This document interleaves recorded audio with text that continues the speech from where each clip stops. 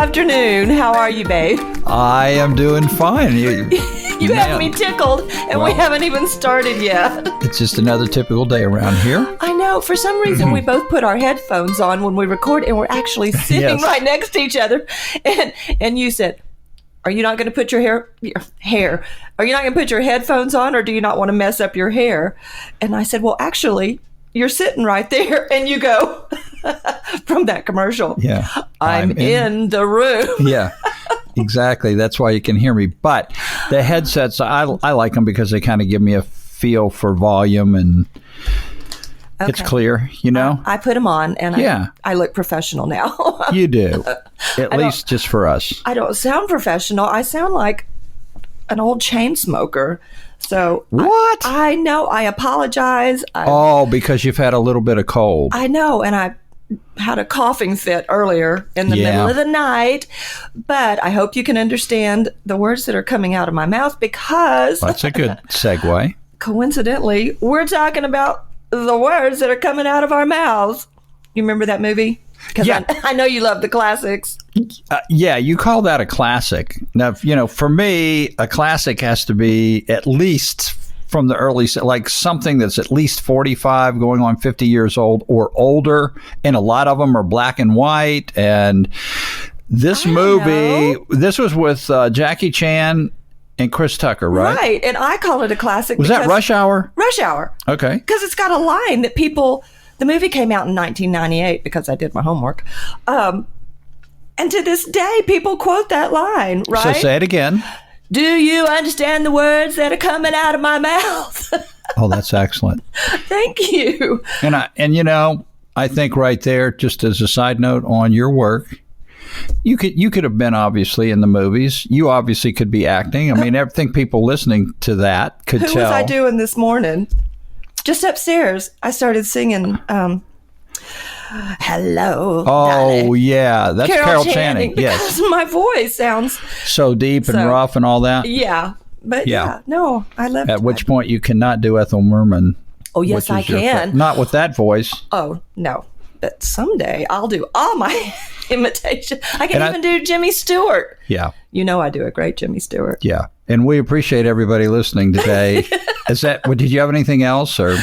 Nope. I just want you to understand the words that are coming out of my mouth today. Yeah. So what was going through your head when you thought about that and putting together an Enneagram podcast? I'm just curious. I know we've talked about it many times, that language barrier. Right? Okay. But this one stemmed from a predictive text. So everybody knows what predictive text is because we all live in a texting world these days. And then there's predictive text and then there's voice text. But I was texting my daughter the other day and they had an electrical issue at the house and I'm typing, "Have you had any luck finding?" And I typed ELE. And one of the options that came up was elephant. Very useful. It was like, elephant? Have you had any luck trying to find an elephant? Predictive text thought that might be one of the choices I needed at the time. Here in Atlanta. Yeah. Well, so, and the funny thing is sometimes the voice text misinterpretations actually make the conversation go in an entirely different direction. But you were actually trying to find for her an electrician. Just to finish your story there so people wonder. Oh, did I not say that? I don't think you did, but I'm old and I can't remember. But you were trying to go for an electrician and instead it wanted to know if you had any luck finding an elephant. Yes, exactly. So that's what I wanted to talk about is how our words...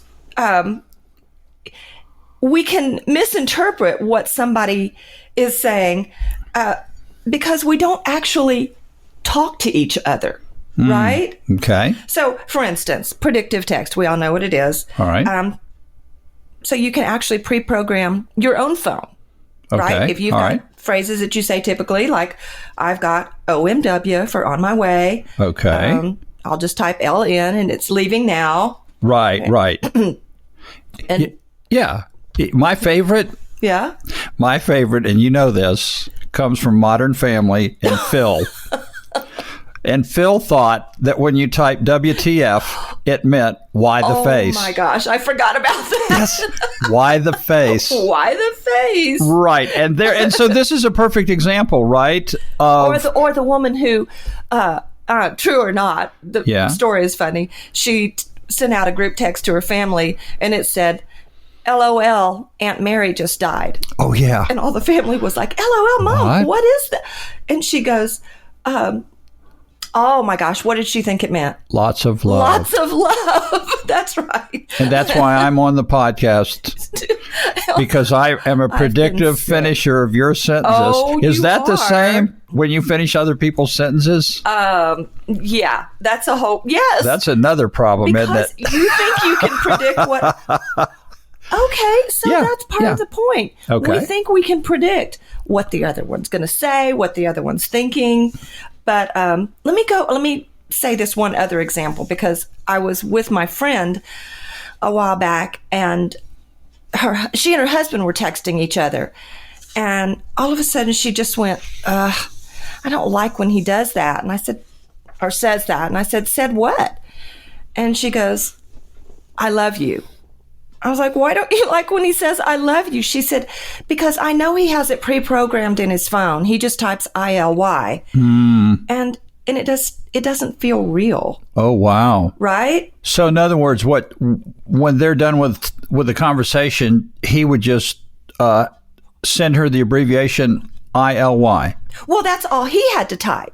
But it came up. She actually saw the words "I love you." Yeah. But she was further frustrated in that she knew he was just using an abbreviation to get that out. Right. Wow. Right. Ooh, that's tough on a guy. I know. Ooh, I know. That's scary. He thinks he's doing a good thing. Exactly. But women, we are that way. It's like, no, you tried to do a shortcut. Mm-hmm. Right. Right. And so and it makes her wonder. But probably what made her wonder when he keeps using his shortcuts was whether or not that was true based on other things going on in the relationship, maybe. But I hear what you're saying. Yeah. She was frustrated because she thought, you're saying I love you only because predictive text is a quick way for you to pop it in there, and you wouldn't have taken the time to do it otherwise? Exactly. Okay. Yes, all right. that's the point. All right. And because he ended every text conversation with that, it became, are you ready? Are you ready? It became predictable. I think that's a good word for what we're talking about. Can I inject a quick question that is not part of your trajectory here, but it's an Enneagram question? Okay. Would that be more of a problem for someone who is a 7 to see, you do the same repetitious thing every time rather than something different? Or am I off base there? I don't think it would be a 7 thing. Okay. I think it may be a male-female thing. Okay. To some extent.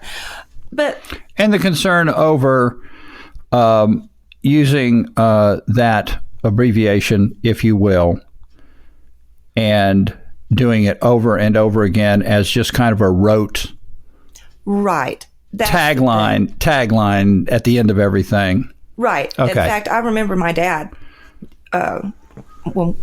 before we had text messaging, him saying at one point, somebody just says, I love you at the end of every phone call out of habit. You're not actually thinking about what you're going to say. It's just become, like you said, rote and predictable. Mm-hmm. So I don't get me wrong. I love text messaging. But what happens is we have a breakdown in communication. And a lot of times because we assume what the other's going to say. We assume what they mean when they type it out. Again, I go back to, we really need to stop and talk to each other. Yes. And I think that is why, sounding like an old person here, you really are missing, or perhaps introducing the possibility for miscommunication when you rely on things even like email and texting too much. Not that I do email, I do text, but one of the dangers of that, I don't want to get too far off the subject, is just you sometimes read your own emphasis into the words, or you take what those words are trying to reflect and put a meaning on them because you weren't there actually face to face having that conversation. Absolutely. Yeah. So again, the words that are coming out, we have enough trouble understanding the words that are actually coming out of our mouth when we don't take time to learn about the other person, much less when we rely so much on the many shortcuts that technology provides for us. And I email, I text, I voice text, I predictive text, all of those things. But if it was in place of the relationship of actually being I'm in the room with you, right. back to that, then you, over time, the shortcut just becomes more and more of a distance. And don't you think the danger there, because you and I obviously are using the Enneagram to talk about its impact on our relationship, our marriage, our parenting, our grandparenting, etc. Don't you think it's that the abbreviation is because we feel there's something else that needs our time that's more important? Oh, that's good. That's good. Yes, we don't have time to actually pick up the phone and say, hey, you know what? I was thinking about you. I love you. And I got to go. Right. So instead we type ILY. Yeah, because I've got more pressing things right now and I need to run. Right. Now, I get this as a balance. I don't want to be too critical. No. I don't want to make too much of it. But what you're saying is that there are first steps that can happen in a relationship that can be headed toward a direction that you just need to keep an eye on. Absolutely. And so like when things just become predictable. Right. It's like, it reminds me that, what was the family gathering? The people are all around the table. Oh yeah, there's a comedian who did that. I think this was so funny. He was talking about their whole family was together, and like it was they always were. Like a holiday, for a big holiday. Family dinner. He said, what I meant to say to my mother was, would you please pass the ketchup? And what I actually said was, you ruined my life, you blankety blank blank. Yes, and we're just stunned and shocked when somebody says something that is out of the predictable. Where did that come from? Right. That's the thing. What's underneath all of these things? We get into these habits. Life becomes predictable. And then all of a sudden, and I'm going to take a dark turn here, because how many times have we heard of a couple breaking up, or... And a horrible thing is somebody who commits suicide, and you're just blown away because you say, she or he is the last person I ever would have thought would have done that. Right. And we get into these predictive ruts, and we've used that before. The rut is doing the same thing over and over and over, and that's what causes the rut. But that's the problem with becoming disconnected, to the point we just assume. And you know what happens when you assume? You look stupid. Yeah. Exactly. That's what that means. Yes. That somebody comes up and does something that you just thought, this is just the last person I would have thought to ever do that, or the last couple you ever thought would be breaking up. Well, and that's the challenge that you're talking about here today to any relationship, to our relationship, etc. Especially when you think about particular seasons in life. Anybody listening that has kids, that you're still raising kids at home and in school and everywhere, in the busyness and the craziness of life, it's so easy to want to get into quick patterns that let you go on your way and your spouse go on their way, and the focus and the energy is on the children, which it has to be. Yeah. And routines are good. And structure is good. Yes. But there's always another side to every coin. And so what you're talking about is, how do we keep us growing? How do we keep us on the same page, going the same direction, understanding each other? And that's always going to come back to this thing of, well, what are you doing and how are you communicating? And in the world of technology, is your technology perhaps a reflection of the fact that you need to have some us time? And those kinds of things, I guess, is what Absolutely. You'd say. Yeah. And I know in this podcast, we use the Enneagram as the center of the conversation. But again, this is just one tool. We've said it over and over. Therapy is a great one. Anything that gives you a roadmap to understand the why of what we do and why we think the way we think. And I think it's great because in the last few decades, pre-marriage counseling has become a great idea. Yeah. Many, many years ago, it was like, oh, wonder what's wrong with them. Exactly. That was the era I grew up in and got from my parents. And that is, if you engaged in any kind of therapy, you had some kind of mental problem. Well, I mean, do. You're still crazy. I did, You're but that's crazy. But I'm just saying that was a general assumption about everybody. Right. And so now we've dropped that. Yeah. Ridiculous. And so the method here is to bring out issues before they become a problem. And to use and find tools that help us do just that. Absolutely. I know people get very defensive at times, thinking that the Enneagram just puts them in a box and says, well, you've just got me in this neat little category and everything is so predictable that you just think you've got me in a little category.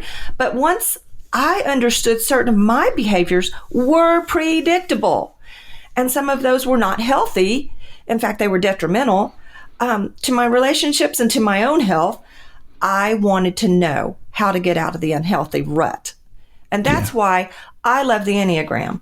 Yeah, and I would say quickly here, one of the phrases that I got from a therapist that I think is very helpful on this understanding your number and understanding your inclinations is, when there are points of disagreement, you can have a conversation that begins, well, I understand why you feel that way, but I feel differently. Or I understand why you would think that, but I'm thinking differently. But you can start by saying, I understand why you think that way. I understand what your inclinations are. I understand what your natural tendencies are. I get that. Yes. I get why you're saying what you're saying.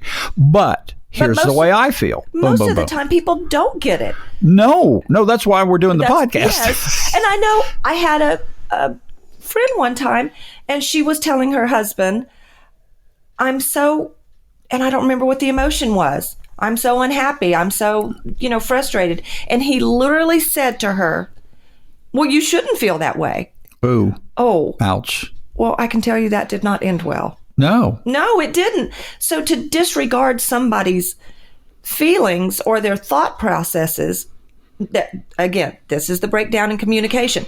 It's why that, and I'll put this little picture up of this baby screaming that says, do you understand the words that are coming out of my mouth?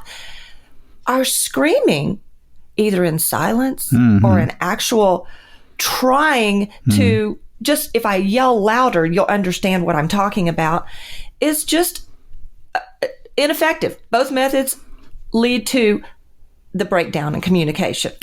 So to disregard your feelings is just to disregard you. And that frustration that leads you to either scream in silence or literally scream out loud at your spouse, for example, is just simply an indication that somewhere along the line, I didn't put in the time I needed to with regard to our communication and me listening and me not assuming that today was just like yesterday and we're going to go do the same thing and go through the same structure and nothing has changed, because every day is a day of change. And if I let that go long enough, what's going to happen is I'm going to start screaming those words, or I will take the other approach, scream in silence, and that's even worse, because really is worse. Then results happen and we say, I never knew this was coming. Exactly. I can't believe you were the last person. Exactly. Yes, what we said earlier. So, again, what we talked about last week was when you begin on a path of saying something's got to change, we've gotten to the unworkable, as we've called it many times. We talked about last week the propensity for being overwhelmed with too much information. But what if you knew one thing? What if you could take one step? Yes. And so I read this, I follow this person on Instagram, and she typed out a rundown of what vulnerability looks like for each type. And again, this just scratches the surface, but I'm asking, what if you knew this about your partner or your friend or your adult children? And the reason I'm sharing this is because we get into our predictable ruts, but if we can just recognize the shift in somebody else's behavior, then we can respond in a way that shows, I'm listening. I want to know you. I truly love you, not just ILY. So do you mind if I just take a moment and just read this list? No, I think that's great. And I think it's also the list you're about to read that you shared with me here is something that you can't do in a predictive text. Oh my gosh, that's what I'm trying to say. A predictive life. A predictive life. So I like these. So yeah, you got the different types, right? I do, and I'm going to say that. All and right. That's the thing. When we get into and when life is on, running smoothly and things are great, then we do understand this is pretty much how life goes and we're happy. But when you see a shift in behavior, that when it's not a predictable reaction, that's when, if you begin to look at what the other might be thinking, then you can stop and go, whoa. Okay, something's going on here. So This is by, on Instagram, they're called the Enneagram Enthusiast. Follow them. They're fun to follow. And so for type 1, vulnerability would look like when they're willing to admit they are wrong. Type 2, when they want to discuss their needs. As opposed to everybody else's. Everybody else's, yes. Okay. Type 3, when they begin to talk about how they feel that they don't measure up. Oh, yes, achiever. Yes, something's going on when these little shifts happen. Type 4, when they express how their thoughts made them feel. Type 5, when they say, I don't know. Type 6, when they begin to trust you. Type 7, they show their vulnerability when they tell you something is hurting them. Instead of avoidance, let's move on. It's going to be okay. Let's just shove it in the background and roll. Everybody knows I'm a 7. How can I spin this to be positive? Type 8, when they show you what makes their heart tick. Oh, I love that. Yeah. And type 9, when they openly disagree with you. Because we're peacemakers? Because Yes. I'm a 9. I'm a peacemaker, and I don't like to rock the boat. And you also have this gift of seeing all sides of the picture, but when... Sometimes. Yes. So these little shifts in behaviors that are not the predictable things are those moments for you to stop and go, put the technology down, look at me in my eye, look at my heart, and say, where did this come from? Right. Exactly. So when I know that I'm dealing with somebody in the family that's a 3, right, then surface conversations that are predictable about how's it going in your life, your work, your job, your family, your this, your that, blah, blah, blah. Oh, yeah. Great. Look at this. Well, look at my Facebook. Look at this. There can very well be something going on you would never guess in 100 years with a 3, and that is they're having some kind of a feeling that they're not measuring up. Exactly. And that is the last thing you think about that person you love in terms of what do you mean measuring up? You don't have to do anything to measure up to be part of this family and to be loved and to be meaningful. And that idea of measuring up, for goodness sakes, I don't know what you're going through in your life. Would you like to talk about it? Maybe yes, maybe no. But however you want to contribute to that person based on this type. These are the kinds of things where you literally, Danae, read a sentence for every single type, that if I just took this thing, this one principle, and I thought about the people that I'm surrounded by, and I thought about their types, and I just took this specific sentence about what may be a difficult thing inside of them that prevents them to communicate. And if I could get creative and find some way to contribute to a conversation that could help grease the skids, help that come out maybe a little easier should they want it to, or at least encourage them even without them knowing that I really know. And I'm doing it to encourage them. Absolutely. And again, this was when they become vulnerable. Being vulnerable doesn't always mean something's wrong. So I think I said it that way. Maybe in the beginning, I didn't mean for it to come across that way. A shift in behavior can be negative or positive. But when these, when they began to show these, demonstrate, trait, I couldn't think of my word. Right. Then that also can be just the most beautiful thing is they feel safe around you. Yeah. They feel vulnerable and trust you enough to say, you know, if you're a 5, I don't know. Right. Because that's part of their MO is they want to be the one to know. Because if they don't, then maybe they're not as valued as they should be. Maybe you don't love me as much. I mean, it's crazy to say it that way, but it's really where we're all coming from. We want love and acceptance. So I want to wrap this up with a thing I saw just before we recorded. Now, I think that's amazing. Yeah, it's one of those coincidences what a strange coincidence. Right, that we don't believe in. Right. But when these things show up, again, when you are looking for the things in your life to have meaning, then things show up. And a wonderful friend of mine, Sandy, she posted this, and it's from a book called Pillow Talk. Nope. Pillow Thoughts. I think Pillow Talk was an old movie. Yeah, it was. And here we have a communication language of situation. Oh, I think it was an innocent movie. I think that was Doris Day or something. Was it? I mean, that was one of those old movies, I believe. Oh, good. Okay. Yeah, so you're safe. You're safe.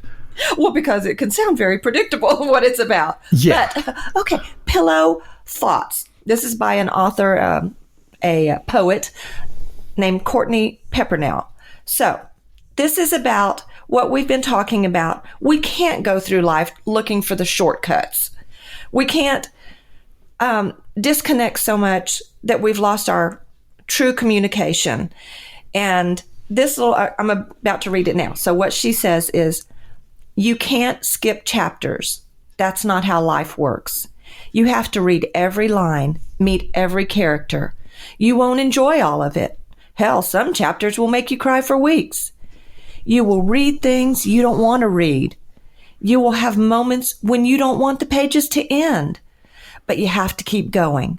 Stories keep the world revolving. Live yours. Don't miss out.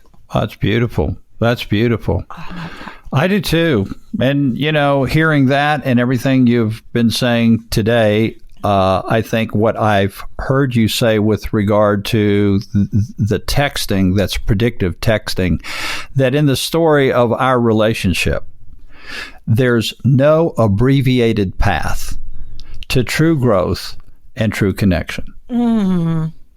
I did not even know you were going to say that. You always have this way of wrapping up.